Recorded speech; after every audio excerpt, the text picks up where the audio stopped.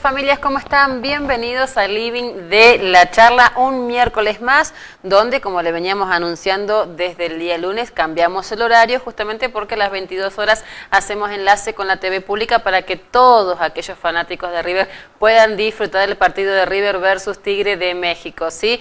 Tenemos autorización, así que la van a poder disfrutar aquí por la pantalla de Canal 8. Le damos la bienvenida a todos ustedes y también a nuestros auspiciantes que todas las noches, todos los miércoles nos acompañan. Piuquenita con chocolate, té, cosas y café riquísimo, justo para estas noches de lluvia y de frío. También a Vía Veneto, que nos acompaña con cosas riquísimas. Y quien me viste de pies a cabezas, ellas, sí, en Tucumán número 155. Me dieron botas por el frío, por la lluvia. Acá no me mojo ni nada, pero bueno, es para mostrar lo que las chicas traen. 154 629 687 para que ya se pueda empezar a comunicar con nosotros. Recuerda que también tiene el teléfono fijo 48 61 843 y a través de Face www.facebookcanal8.com. No puede decir que no tiene formas de cómo comunicarse, ya están abiertas todas las líneas para también hacerle preguntas al invitado de esta noche, ¿sí? Hoy tenemos un invitado que nos está acompañando en el living y que vamos a tener muchas cosas para charlar, para que nos comente de sus proyectos, sus ideas, para seguir creciendo en lo que hace a provincia, pero también a nivel nacional. Así que le damos la bienvenida al doctor Jorge Tovares. ¿Cómo estás, Jorge? Muy bien, un gusto, un placer estar aquí compartiendo con ustedes el programa y bueno, también pudiendo comunicarme con esa audiencia tan particular para mí, que es donde me crié, donde me formé. Así que para mí es un gusto y reitero, digamos, un placer estar aquí en el living y poder compartir un poco cuáles son los sueños y las motivaciones que nos llevan a pelear por un espacio tan importante en la vida institucional de la República Argentina como es una Diputación Nacional. Eso te iba a decir, candidato a diputado nacional por la lista 151... Letra B. Letra B, ahí está, lista 151, letra B del MPN. Efectivamente. Militante de muchos años, en su momento fuiste ministro en el gobierno de Zapag, ¿es así? Sí, efectivamente, y bueno, por ahí oportunamente tuve también la enorme responsabilidad y el honor, digamos, de ser parte, aún en la calidad de suplente, de los convencionales constituyentes de la Carta Orgánica de la ciudad de Cutralcó. Bueno, fue mi primera experiencia, digamos, institucional más trascendente en la vida política. Y después también tuve la responsabilidad de, bueno, de poder asesorar a la seccional de Cutralcó, del MPN, desde mi rol técnico como abogado. Y posteriormente también tuve la oportunidad de participar en un proceso electoral en el año 95 como precandidato, digamos, a presidente del Consejo Deliberante de Cutralcó. En el 97, en ese contexto que se dio tan particular para las poblaciones de Cutralcó y Plaza Huíncul, tener la responsabilidad de ser el delegado del Ministerio de Desarrollo Social, digamos, en Plaza Huíncul. Posteriormente fui diputado provincial en el periodo 99-2003 y en el periodo 2007, mediados del 2010, ministro de Gobierno y de Educación de la provincia. Así que, sin lugar a duda, a mí que el MPN como partido me ha honrado, digamos, en responsabilidades y bueno, y el pueblo de Neuquén en su conjunto también creo que me ha honrado, digamos, y pretendemos en este contexto nuevo, bueno, pelear por un escaño en el Congreso de la Nación, donde son aproximadamente 250 personas, la que representan un universo de casi 50 millones de habitantes de nuestra República, así que hay una responsabilidad institucional muy trascendente, y bueno, y creemos que por ahí en este recorrido político institucional que hemos realizado en nuestra vida, queremos estar formados y tener, digamos, un conjunto de convicciones y motivaciones como para, bueno, poder aportar al crecimiento, como vos decías, de nuestra provincia y de nuestra república. En el tiempo que estuviste alejado, digamos, por así decirlo, de la política, ¿no? Estabas trabajando, digamos, tu profesión. ¿Qué es lo que te motivó cuando te convocaron para postularte nuevamente? Después de una larga trayectoria, digamos, ¿no? Sí. Porque uno por ahí dice, se va a quedar tranquilo, se va a quedar en su casa, con su trabajo, pero siempre tienen algo que los hace volver a trabajar en eso. Yo creo que la política, por lo menos para nosotros, la vivimos con pasión. Es una pasión. Y como toda pasión, es como que está siempre ahí, a flor de piel. Y más allá de estos periodos que uno no tiene responsabilidades institucionales, eso no implica de que deje de estar militando, que deje de estar, digamos, preocupado y también ocupado de determinadas cosas que suceden a nivel local, a nivel provincial y a nivel nacional. Y también es importante señalar que en mi caso personal, por ejemplo, a partir del año 2011 conformamos un espacio interno, que es con el que nos presentamos en esta oportunidad, y ese espacio político, bueno, participó de procesos internos a nivel de intendencias en el 2011, y en el 2013 participamos activamente acompañando en ese contexto, digamos, al actual senador Pereira, digamos, que aparecía como un actor muy importante que podía generar, digamos, y que de hecho generó en el 2013 una gran movilización dentro del MPN, y se habilitaron un montón de expectativas de que el MPN iba a volver nuevamente a recuperar mucha identidad mística que hemos perdido. Y bueno, y en el 2014 participamos del proceso para renovación de autoridades partidarias. Así que pese a no tener responsabilidades personales ni institucionales, hemos permanecido muy activos desde el punto de vista político, ¿no? Hablando así de la política militante, el MPN mucho tiempo ha estado en cargos muy importantes. ¿Cómo ves actualmente el partido? El partido lo veo con mucha preocupación, digamos, ¿sí? en todos sus aspectos. Es decir, nuestro partido en su faz fundacional tuvo esa enorme capacidad de poder interpretar y de poder expresar cuáles eran los sueños y las esperanzas de los neuquinos en aquel contexto de los años 60. Una provincia, digamos, que venía asomando después del territorio nacional, que se había institucionalizado en el año 1957, y que, bueno, habían enormes inequidades, digamos, a lo largo del interior de nuestra provincia en todos sus aspectos. Es decir, los indicadores, por ejemplo, tanto de natalidad, de mortalidad infantil, de alfabetización, de infraestructura, digamos, en lo que tiene que ver con caminos, en comunicaciones. Bueno, es decir, Neuquén en ese contexto era prácticamente el patio trasero de la Patagonia y tenía como vecino una provincia rica, digamos, como era Río Negro, que tenía una enorme capacidad, digamos, de productora y a su vez de comercialización de sus productos. En cambio, Neuquén estaba, es decir, muy postergado en ese contexto. El MPN, como fuerza política que nace a partir de la proscripción del peronismo, supo interpretar, digamos, esos deseos de progreso que tenían los habitantes de este territorio. Y bueno, fue así como un conjunto de hombres y mujeres, con una claridad y con una visión, conformaron este espacio proveniente de distintos sectores, digamos, no solamente de la política. Había muchos actores que provenían del peronismo, del sindicalismo, de las fuerzas de izquierda, y bueno, anidaron allí en ese espacio político que se denominó el Movimiento Popular Neuquino. Si nuestro partido fue originariamente un movimiento social, o sea, los movimientos sociales que hoy en día proliferan, digamos, en Argentina y también aquí en nuestras localidades, sí, son los que mejores saben interpretar cuáles son las necesidades que no están contenidas ni expresadas por los gobiernos. El MPN fue originariamente eso, un gran movimiento social que, llegado al poder, bueno, fue dando respuestas a esas necesidades y a esas demandas que el colectivo requería, digamos. Fueron así como fueron apareciendo los caminos, las escuelas, los hospitales, posteriormente otro tipo de infraestructura, digamos, como que tenía que ver con la actividad productiva. Y de la mano del petróleo y el gas, bueno, vino el gran despegue y el desarrollo de Neuquén, ¿no?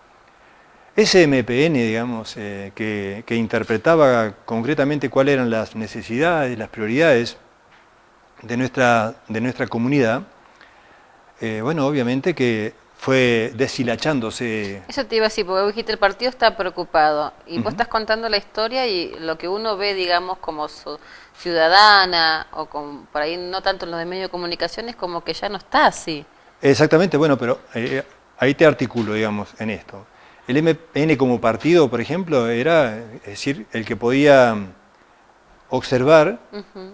cuáles eran las realidades que tenían, un ejemplo, no sé, los crianceros del norte, que tenía el pequeño productor, el que tenía, digamos, el pequeño empresario, el comerciante, es decir, los profesionales que por ese momento anidaban en este territorio. Y desde el partido, por ejemplo, bueno, a esas realidades las fueron articulando en las gestiones de gobierno, o sea que nuestro partido vendría a ser como un gran escáner, que en ese momento era un escáner que observaba y que podía captar esas realidades, y desde las estructuras partidarias, bueno, se generaba, digamos, una fuerte crítica, un debate, y posteriormente las estructuras partidarias, articulados con las estructuras de gobierno, bueno, viabilizaban políticas que tenían que ver, digamos, con atacar y resolver determinados problemas, por ejemplo, en el caso concreto de la salud. Fue así como se fueron desarrollando distintos programas hasta llegar al programa de vanguardia que, bueno, que en definitiva fue un emblema, digamos, de la provincia de Neuquén, ¿no? Ese partido, que tenía esa enorme capacidad de observar cuáles eran las necesidades que tenía nuestra gente y después articularlas con el gobierno, bueno, hoy en día el partido funciona en un espacio totalmente incomunicado del gobierno, y a su vez el partido no tiene la capacidad de poder articular con los actores sociales, por ejemplo. ¿Sí? Claro. El partido debería articular, un ejemplo concreto en esta zona, nuestro partido debería tener una fuerte dinámica de comunicación, de diálogo, de búsqueda, digamos, de planteos superadores, de la realidad que viven algunos sectores, por ejemplo, vamos a suponer las pequeñas y medianas empresas del sector del petróleo, Claro. ¿sí? Que están anidadas ahí en Ceipa. Bueno, tendríamos que tener un partido que constantemente esté monitoreando esta situación de este espacio, digamos, que es de servicio, que es un espacio productivo, que genera empleo, y eso dinamiza la economía de estas localidades. Bueno, es necesario que el partido esté fuertemente comprometido, digamos, con esa realidad, para ver cómo podemos sostener las pymes, cómo podemos fortalecerlas para generar más empleo y, bueno, y dignificar a nuestra gente en el trabajo, y no ver cómo hace 25 años, por ejemplo, tenemos respuestas que son muy focalizadas, que son asistenciales, y que hay miles y miles de habitantes de tanto de Cutralcó como de Plaza Huíncul que no tienen ningún tipo de cobertura, por ejemplo, que están bajo un programa, que tienen un plus, pero que no tienen obra social, que no tienen, digamos, una cobertura de RT, que no tienen aportes previsionales. Sí, tienen nada más que dinero de vez en cuando en el bolsillo y nada más. Exactamente. Prestando un servicio.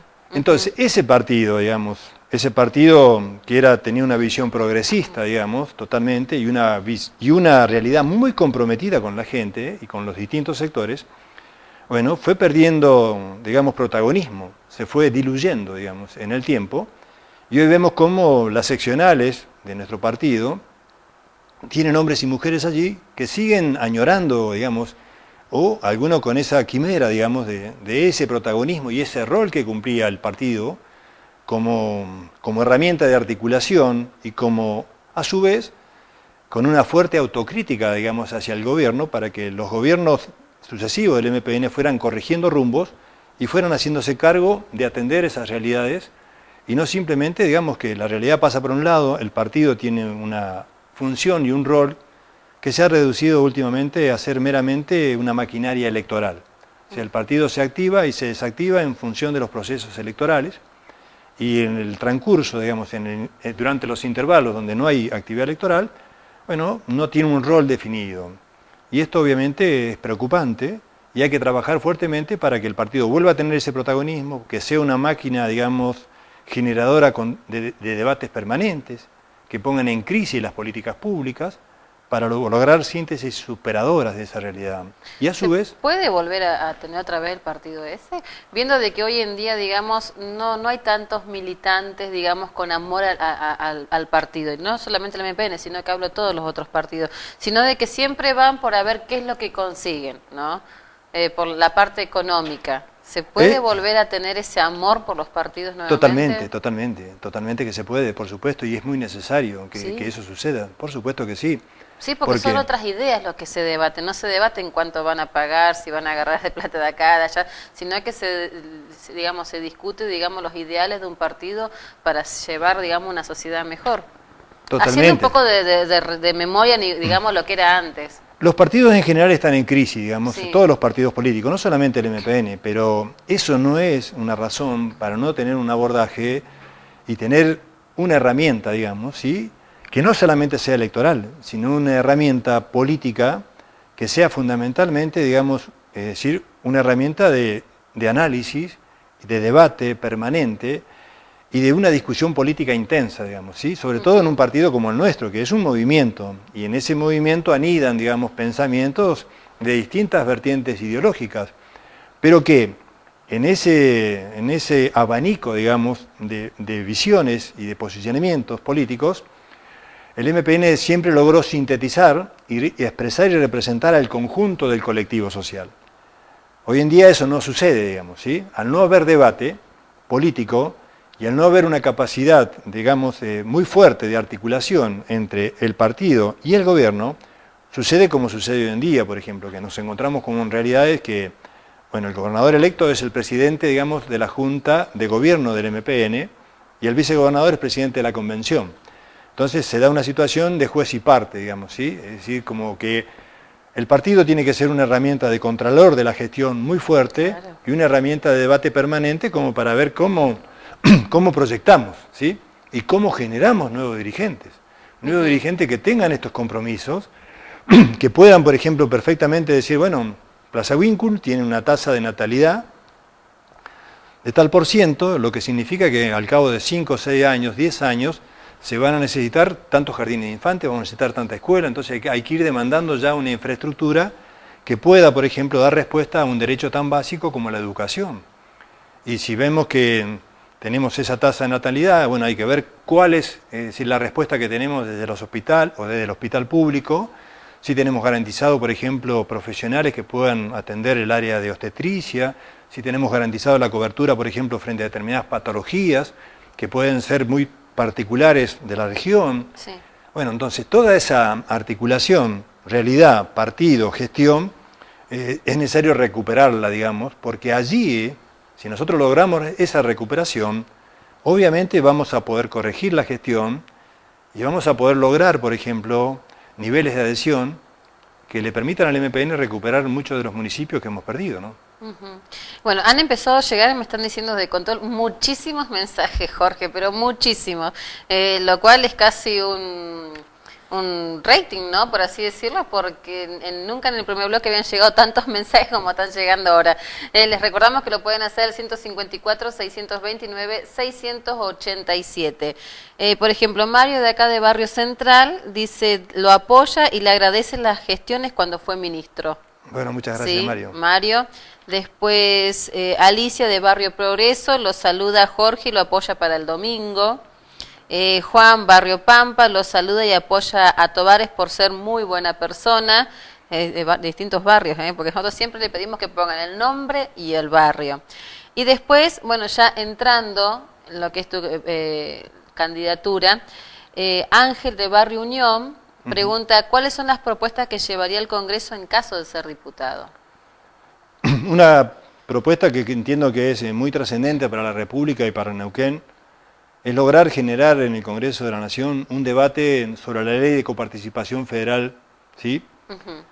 La ley de coparticipación federal, a partir de la reforma de la Constitución en el año 94, se prevé allí ¿sí?, que a los 2 años siguientes iba a sancionar una nueva ley de coparticipación para que las provincias argentinas por ahí pudiesen con más autonomía y más determinación, autodeterminación, poder planificar su desarrollo en el corto, en el mediano y en el largo plazo.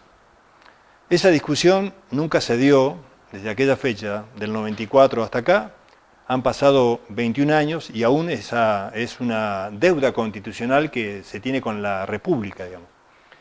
Si bien es cierto que para dar este debate es necesario una mayoría muy especial en el Congreso de la Nación, es necesario abordar el debate con mucha fortaleza, porque hoy en día el 75% de los recursos los administra el Estado Nacional y el otro 25% se coparticipa en todas las provincias y a su vez las provincias lo coparticipan en los municipios. La realidad que tenemos es que muchísimos municipios del interior de nuestra provincia están exigiéndole al gobierno provincial una nueva ley de coparticipación porque ha aumentado su densidad demográfica, Claro. porque ha aumentado la problemática en todos los aspectos, por lo tanto, y esa misma realidad la viven las provincias argentinas. Se han agudizado enormemente las desigualdades entre las provincias argentinas, ¿sí? Hay provincias que bueno, prácticamente han llegado a tener, por ejemplo, una masa salarial que es del orden del 144% de su presupuesto, como es el caso puntual, por ejemplo, de Tierra del Fuego. Tierra del Fuego es la provincia argentina que más coparticipación por habitante recibe actualmente. Eso indica, digamos, que los ingresos que percibe, digamos, Tierra del Fuego, como tal, en forma autónoma, son totalmente insuficientes, digamos, para planificar su desarrollo. Si el Estado Nacional no le transfiriera de forma discrecional recursos como para poder sostener su economía, para poder sostener sus servicios, y obviamente que esa realidad también la viven las provincias del noroeste, o sea, las provincias más pobres, por decir de alguna forma, en materia de recursos naturales, es decir, de alguna manera este gobierno las ha ayudado, y eso está bien, no está mal eso, porque vivimos en una nación, y por lo tanto, bueno, a los neuquinos nos duelen las realidades que viven la gente de Formosa, la gente que vive en Ushuaia, la gente que vive en La Quiaca. Pero inexorablemente el federalismo requiere, digamos, de una mayor autodeterminación de las provincias. Entonces, la primera herramienta más trascendente que hay que discutir en ese espacio institucional es esta norma. O sea, es necesario generar mucha masa crítica, poder trabajar a nivel regional con las provincias patagónicas, poder sensibilizarnos de la necesidad de abordar esta discusión. Por supuesto que hay que hacerlo, digamos, con mucho respeto a la institucionalidad del gobierno nacional, Claro. sabiendo que ese tránsito, digamos, hasta que esta discusión se dé y prospere, digamos, y ojalá así suceda a partir del 11 de diciembre del corriente año, en un Congreso que tenga un mayor equilibrio de fuerzas que habilite por lo menos esta discusión. Porque entiendo que allí se nos va, digamos, el desarrollo de las provincias, se nos va el desarrollo de la Argentina, allí anidan también enormes dificultades que tienen las economías regionales, puertas adentro del Neuquén y puertas afuera de la provincia del Neuquén, donde vemos que determinadas economías primarias hoy en día prácticamente, es decir, están no desapareciendo, sino que están, es decir, están muy por debajo de los costos de producción. Es decir, en esta temporada, por ejemplo, en el Valle de Río Negro, Neuquén, se dejaron de levantar manzanas, ¿sí? Manzanas, es decir, estimativamente en una cantidad de aproximadamente 6 millones de toneladas de manzana. Lo que significa eso, por ejemplo, es decir, los datos estadísticos indican que la Argentina prácticamente consume 1/3 de esa producción. Y no se cosecharon las manzanas porque los costos, es decir, para elaborar esa tarea, son tan altos que no cubren, digamos, no se cubren con... Lo mismo pasó en Entre Ríos, en Concordia, que tiraban las naranjas, en Santa Fe, si no me equivoco, que tiraban la leche, o sea, es generalizado el tema. Exactamente, entonces es necesario revisar, digamos, es necesario revisar las políticas económicas también, es necesario revisar también la ley, digamos, la ley tributaria. Nosotros tenemos un andamiaje tributario que es sumamente regresivo, que es, digamos, que donde ejerce demasiada presión sobre las pequeñas y medianas empresas. Por ahí hay algunos sectores que interpretan, decir, bueno, queremos un Estado que sea integrador, que sea articulador, que genere, digamos, equilibrios sociales, y por otro lado decimos, le queremos quitar recursos. No, yo creo que hay que buscar un equilibrio. Por supuesto que el Estado tiene que estar fuertemente comprometido con todos aquellos sectores más vulnerables, hay que avanzar en la política de universalización de derechos, pero el Estado tiene que generar condiciones para que haya más producción, para que haya más actividad económica, porque creo que allí anida precisamente el círculo más virtuoso que requiere más educación, más formación, más producción, más trabajo. Entonces, si nosotros logramos lograr esa articulación entre estos tres componentes, educación, producción y trabajo, bueno, vamos a tener una Argentina mucho más progresista, mucho más inclusiva en el campo de los derechos que la que tenemos hoy. Un ejemplo, un dato concreto, en Cutralcó hay aproximadamente 1.800 personas que están bajo los plus, por ejemplo, ¿sí? Sí. Y que van de un ingreso de los 800 a los 1.300 pesos a los 3.000 pesos, sin ninguna cobertura, digamos, ¿sí? Sin ningún tipo de cobertura. Entonces, bueno, evidentemente esas 1.800 familias están excluidos del sistema, digamos, ¿sí? Están totalmente excluidos del sistema, están con un yeso que les ha colocado el Estado hace 20 años y evidentemente nosotros necesitamos liberarlos. Necesitamos liberarlos en el sentido de que ellos puedan desarrollar todas sus potencialidades, fundamentalmente dignificarse en el trabajo, pero en un trabajo digno, ¿sí? En un trabajo que le permita un desarrollo integral del ser humano y no simplemente pensar de ver cómo hacemos malabares para tratar de lograr tener un plato de comida en la mesa durante los 30 días. No, sí, es seguro. Eso del plus se ve tanto en Cutralcó, bueno, porque es más gente, se ve mucho, y en Plaza Huíncul también. Y en Plaza Huíncul y en la mayoría de los pueblos de la Argentina, digamos, ¿sí? No es un problema local, ni tampoco es un problema, digamos, de un color político, sino que es un problema de una respuesta frente a una realidad que es la desocupación, que es, digamos, decir, por ahí, la falta de servicios básicos, o es una política, digamos, de inclusión de los sectores más vulnerables. Pero esa política de inclusión no es tal, digamos, ¿sí? Es una política totalmente focalizada, es una política, digamos, prácticamente que ha institucionalizado la exclusión bajo la bandera de la inclusión. Reivindicamos otras políticas, es decir, las reivindicamos, la política de la asignación universal por hijo, la reivindicamos, la política de la asignación, digamos, de las madres, de las mujeres embarazadas, es decir, de los programas que le permiten al ser humano crecer y desarrollarse, por supuesto que ese es el camino. Pero hay que ser muy crítico y hay que generar, digamos, en esos espacios institucionales como es el Congreso de la Nación, otras políticas para cambiar esas realidades, pero fundamentalmente de la mano de los derechos, pero derechos que le den dignidad al ser humano. Bien. Bueno, Jorge, vamos a establecer la primera pausa y después vamos a seguir leyendo más preguntas que vienen llegando a los televidentes. Pausa muy chiquitita y enseguida seguimos dialogando. Bueno, estaba hablando de cuando te fuiste. Estaban preguntando también sobre los otros aparatos, los otros candidatos. Bueno, todo un poquitito, los televidentes quieren saber de todo. Así que pausa, familias, y ya volvemos.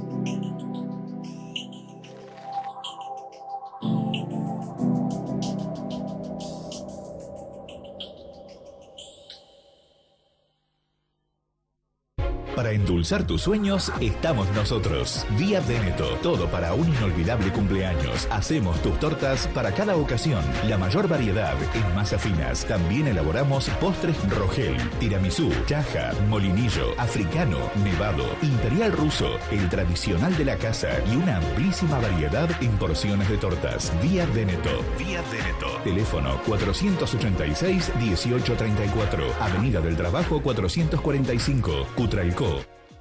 Hay alguien que se banca todas tus idas y vueltas en la vida, tus pies. Por eso se merecen un calzado cómodo, canchero y elegante, como los zapatos de Anadel Calzados, una tienda especializada en zapatos donde podés encontrar el modelo, estilo y color que mejor vaya con vos, con las mejores marcas: Kickers, Hush Puppies, Cavatín, Bogué, Valerio, San Crispino. Anadel Calzados, para calzar bien. Te esperamos en Peatonal Roca, Centro Comercial de Cutralcó. Chocolatería artesanal Piuquenita. Elaboración y venta de chocolate. También café. Capuchinos para disfrutar en familia. Piuquenita y recomendamos nuestra cascada de chocolate para eventos y fiestas. Chocolate artesanal Piuquenita. Los esperamos en el local de Carlos H. Rodríguez 79. ¿Buscas tendencia, moda y ser única? Vení a Illas, en Tucumán 155. Todas las tarjetas, créditos personales. Illas es tu mejor opción. MIC, ropa formal e informal. Toda la moda para la mujer real la encontrás en la esquina que ya conoces. Roca y CH Rodríguez. Aceptamos todos los medios de pago. MIC, ropa formal e informal. Es tu moda. Energía limpia para vivir mejor. El intendente Ramón Rioseco anunció que ya está instalado el primer aerogenerador de 30 kilovatios en el Parque Tecnológico de Cutralcó. Este es parte de un proyecto que piensa en infraestructura, que piensa en el espacio público, que piensa en la educación y que piensa también en la industria como generación de empleo y de generación de nuevos recursos. Gestión Rioseco. Gestión para el desarrollo. Este Día del Niño, compra en Cutralcó. Promoción única. 12 cuotas sin interés con Mastercard, Visa, Diners, Cabal, Naranja y Nevada. Únicamente en comercios de Cutralcó.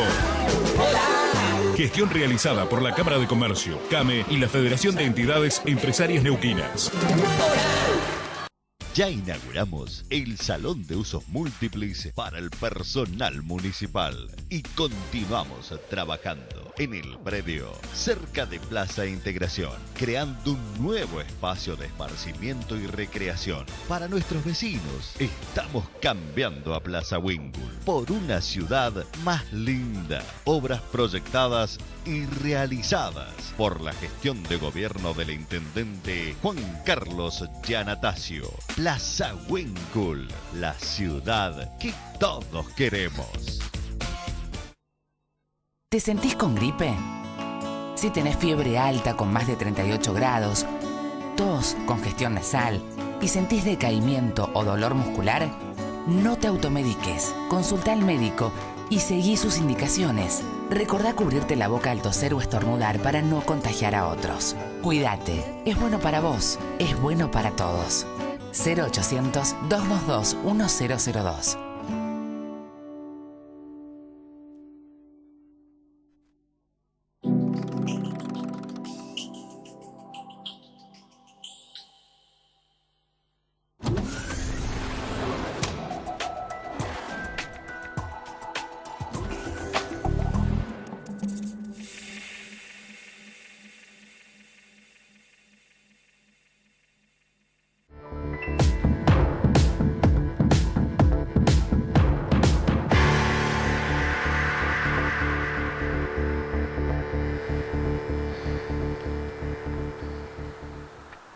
Mucha charla también en el corte con Jorge y con Graciela, ¿no? Graciela sí. Que lo acompaña ahí atrás de cámara, de todo un poco, las ideas, proyectos, hablamos de los jóvenes, la mentalidad que tienen hoy en día, y cómo revertir eso, ¿no? Porque es preocupante, hablábamos recién 2 generaciones que han perdido tantas cosas, tantos sueños, pero que es posible todavía recuperarlo.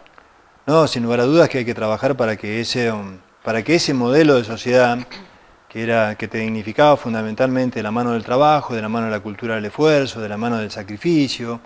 Bueno, es decir, hay que recuperar eso, bueno, pero para eso fundamentalmente hay que recuperar mucho del tejido social que se rompió durante décadas y que bueno, hay que hacerlo. Yo creo que la herramienta fundamental para lograr esa movilidad ascendente, sin lugar a dudas, que es la educación. O sea, hay que trabajar fuertemente para mejorar los indicadores educativos que tenemos en la provincia y que tenemos en la nación, pese a que es digno de reconocer que el Estado argentino en los últimos años ha hecho una enorme inversión en materia educativa. Tenemos el 6% del PBI que se invierte en educación y que se ha diversificado, digamos, la matriz educativa, en el sentido de que se ha potenciado en gran medida, por ejemplo, la escuela técnica, se han creado varias universidades a lo largo del territorio nacional. Y eso es bueno, digamos, porque ha habido una enorme inversión educativa. El problema que tenemos es fundamentalmente en los indicadores educativos, fundamentalmente en lo que tiene que ver con terminalidad y en lo que tiene que ver, digamos, con calidad educativa, sobre todo en algunas áreas que impacta fuertemente, como es el caso puntual de la escuela secundaria, digamos, ¿sí? Hay un enorme fracaso de la escuela secundaria en el sentido de que indicadores de cada 100 chicos que terminan, por ejemplo, de cada 100 chicos que ingresan a primer año, hay un indicador, digamos, de abandono, de repitencia, de desgranamiento, que donde terminan por ahí un 30, un 40, un 50%, digamos, en determinados establecimientos. Eso significa que todos esos chicos que no terminan la escuela y que quedan al costado, evidentemente en una sociedad con un modelo productivo que es sumamente exigente en lo que tiene que ver con calificaciones, allí se achican enormemente las posibilidades de ingreso y por lo tanto, bueno, pasan a estar, digamos, excluidos totalmente de dignificarse en el trabajo. Y es así. Porque no están ni en un lugar ni en el otro, están ahí. Exactamente. Bueno, hoy en día hay datos estadísticos que dicen, bueno, de los jóvenes que no trabajan ni estudian, pero esos datos estadísticos son millones de jóvenes en la República Argentina, son miles en caso de Cutralcó y Plaza Huíncul y en la provincia de Neuquén, y por lo tanto desde el gobierno no simplemente uno puede analizar datos estadísticos, sino que tiene que trabajar fuertemente como para revertir esos indicadores y lograr incluirlos a los jóvenes y fundamentalmente incluirlos en lo que tiene que ver con la formación, lo que tiene que ver con la capacitación, pero ya no, digamos, solamente de la mano del Estado, es decir, que invierte, digamos, en una capacitación y que los tiene 3, 6 meses y le da después un diploma y ese diploma no le garantiza ningún puente, digamos, con el trabajo, ¿no?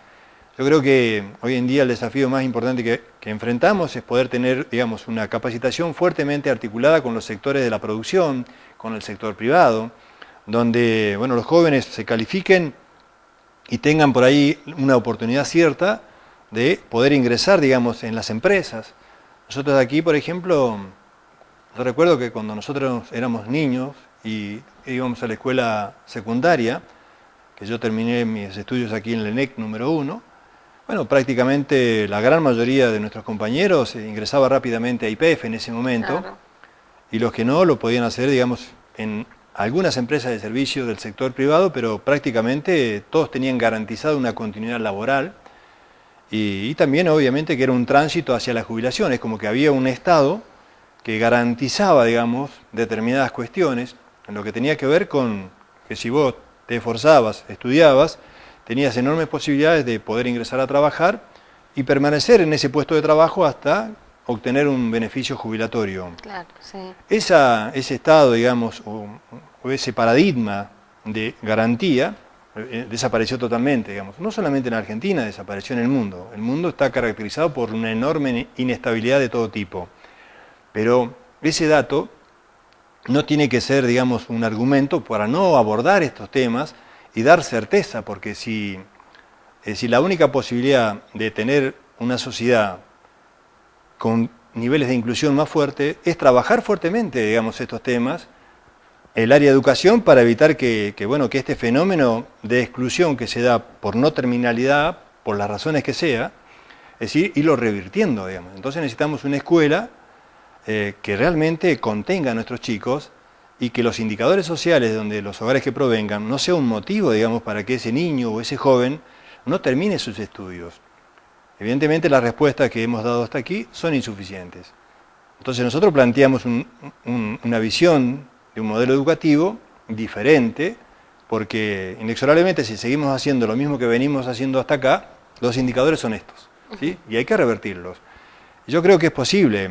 Hay naciones que han trabajado fuertemente un modelo de desarrollo a partir de la educación y han transformado, digamos, la sociedad, ¿sí? La han transformado y han diversificado su matriz productiva, porque el conocimiento nos permite, digamos, poner en valor muchos recursos que hoy en día tenemos, pero que en definitiva no los podemos poner en producción, porque requerimos, digamos, la incorporación de ese conocimiento. Es inaceptable, por ejemplo, que en nuestra república o en nuestra provincia o en nuestras localidades, que tenemos, por ejemplo, universidades, que tenemos institutos, que tenemos centros de estudios, que tenemos un montón de conocimiento, digamos, con mucho valor, no articular, digamos, esas estructuras del conocimiento con las gestiones de gobierno, con los sectores de la producción, para lograr allí, digamos, es decir, una modificación o una innovación productiva que, bueno, que nos permita ir generando empleo. Yo creo que si nosotros trabajamos fuertemente estos temas, obviamente que tenemos que pensar que los resultados de un proceso educativo no son como un plan de vivienda que uno lo puede construir en 6 meses, en un año y dar respuesta. Mucho más es una inversión a largo plazo, pero que es necesario comenzar a transitarla. El tema es empezar. Exactamente. Es dar el primer paso. Exactamente. Muy bien, Jorge, vamos con algunas preguntas. Marita de Barrio Centro dice si tiene algún local como para ir a buscar votos. Sí, tenemos algunos locales donde se pueden arrimar a retirar, digamos, los sufragios y los votos. Ajá, ¿querés dar alguna dirección? Sí, ¿Dónde sí, tenés? puede hacerlo, digamos, por calle Mendoza 357. Ajá. Ahí puede ir y retirar votos. Y en Plaza Winkle también puede acercarse por donde tiene actualmente, por ahí funciona, que nos ha habilitado muy gentilmente en esta corta campaña. La Cámara CEPA nos ha habilitado el espacio para poder allí tener una base de operativa, y que también lo puede hacer allí en Plaza Winkle. Y también lo puede hacer, digamos, en las seccionales, donde le vamos a dejar votos del MPN en ambas seccionales, pero como sabemos que hay sectores que son independientes, que son extrapartidarios, que también nos están acompañando y nos van a acompañar el domingo, bueno, esos locales son, por decir de alguna forma, más neutrales desde el punto de vista partidario. Bien. Estela de Barrio Parque Oeste pregunta, ¿a quién apoya como candidato a presidente? ¿Qué línea? ¿Tú puedes ser? Nosotros interpretamos que para abordar todos estos temas que mencionamos anteriormente necesitamos un Estado muy presente, digamos, y por lo tanto partimos de una definición, nuestra propuesta política parte de una definición de un rol del Estado que sea un Estado que genere más igualdad, donde hay mucha desigualdad hoy en día, un Estado que genere, digamos, un modelo de crecimiento económico que permita esto de más educación, más producción, un Estado de donde se potencie, digamos, el federalismo, y un Estado donde tenga, digamos, un fuerte compromiso con la cuestión ambiental, ¿sí? Entendemos que en este proceso electoral que viene en la Argentina se ha puesto, digamos, por lo menos a través de los medios, como dos modelos, ¿sí? Un modelo que tiene que ver fundamentalmente con un rol del Estado en la cuestión económica, fundamentalmente no digo porque el Estado tenga que ser un actor económico, sino en cuanto al rol que tiene el Estado en esta relación entre Estado, mercado y sociedad. Es decir, nosotros interpretamos que para corregir las desigualdades no podemos dejar todo librado del mercado, porque el mercado obviamente que tiene otros intereses. Y el interés del mercado básicamente es un interés del lucro, como tienen que tener todas las empresas, claro. y realmente debe ser así. Pero tiene que haber un Estado que articule, que regule, que controle, digamos, ese rol de las empresas, no como sucede hoy, que por ahí tiene, es decir, en ese rol de articulador pasa a ser, digamos, a tener un rol de intervención del Estado. O sea, hoy en día, por ejemplo, es decir, la actividad económica está prácticamente, es decir, una situación de estancamiento, ¿sí? No hay, digamos, indicadores de crecimiento como los que tuvimos en el periodo 2003-2007, tenemos indicadores de crecimiento muy por debajo de ese nivel, y tiene que ver con ciertas medidas económicas que interpretamos que han congelado o desalientan la inversión en la Argentina. Frente a esos dos modelos, si nosotros pretendemos un modelo que en definitiva le permita a todos esos sectores que están excluidos dignificarse, pero de la mano del trabajo, no de la mano de la asistencia, y tampoco de la mano, digamos, simplemente de una exclusión institucionalizada, ¿sí? Entonces, interpretamos que lo mejor que le puede pasar a la Argentina es avanzar en un modelo, ¿sí? En un modelo que permita un crecimiento económico y un Estado que sea articulador de ese crecimiento económico, que garantice equidad social, que garantice equidad territorial y fundamentalmente que tenga un fuerte control sobre el medio ambiente. ¿Quién mejor representa, digamos, para nosotros ese Estado? ¿Sí? ¿O quién garantiza en alguna medida que va a haber, que se va a defender ese modelo de Estado? Sí.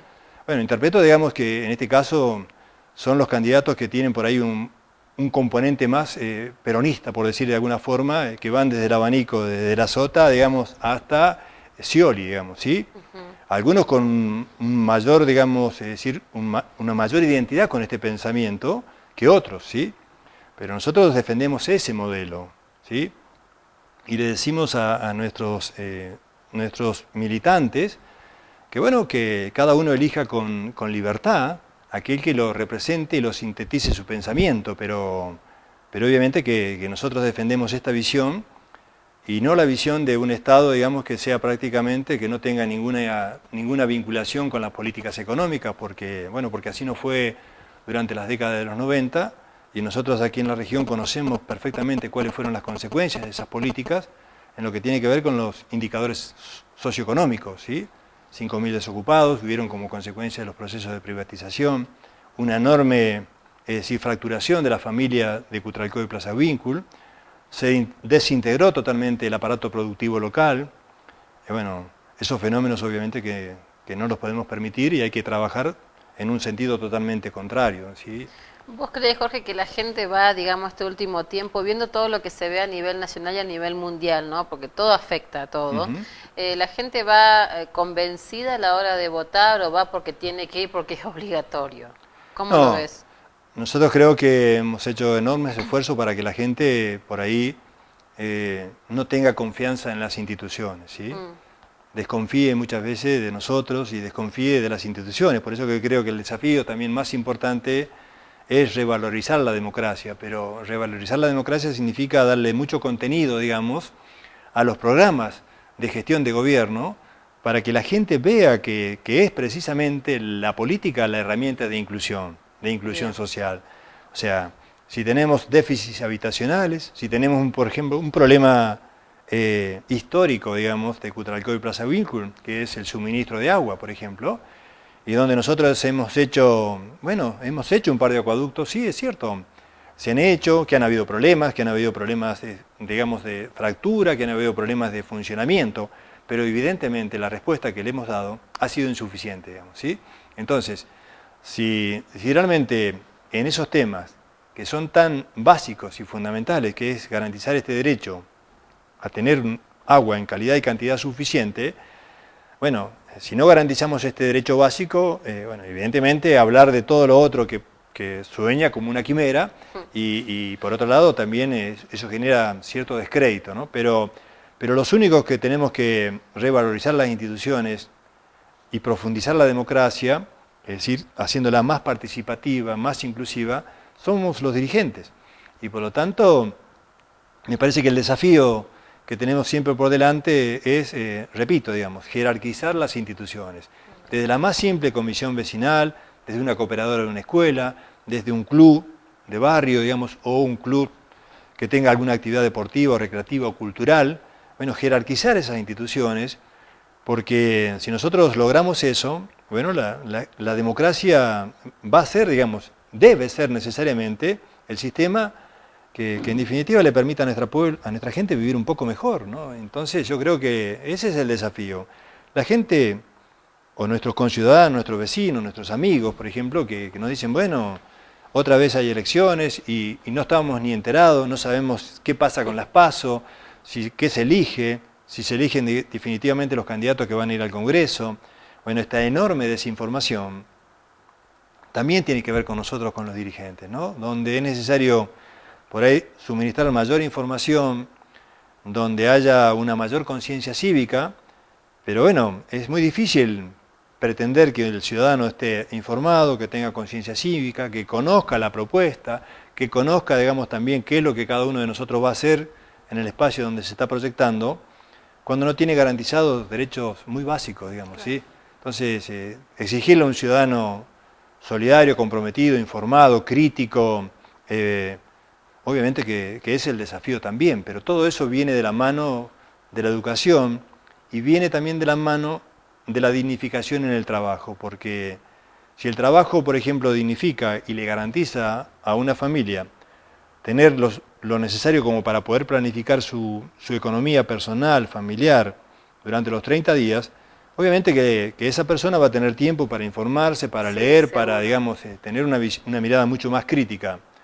Ahora, si una persona, por ejemplo, como sucede, qué sé yo, con las personas que tienen trabajo y los que no tienen trabajo, un docente, por ejemplo, que todos consideramos que un docente tiene un alto nivel de formación, tenemos realidades que son muy tristes, en el sentido de que un docente tiene que tener un turno, por ejemplo, en una escuela, sale de esa escuela, tiene que salir rápidamente como para tomar el turno en otra escuela. Sí.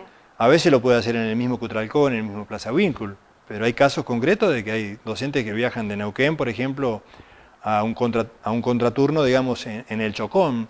Tiene que preparar sus clases, tiene que evaluar, tiene que planificar, tiene que ser mamá, tiene que ser papá, tiene que cumplir el rol, digamos, de poder tener un tiempo como para compartirlo con su hijo en una actividad recreativa.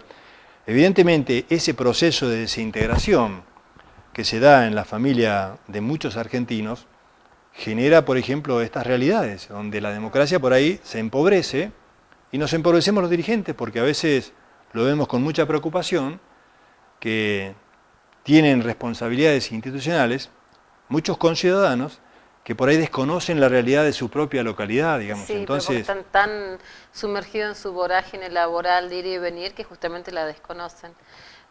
Jorge, me están anunciando que vayamos al minuto en tu cámara para que le dejes el mensaje a todos los ciudadanos para que te acompañen este domingo. Bueno, ¿sí? Cámara libre. Bueno, muchas gracias.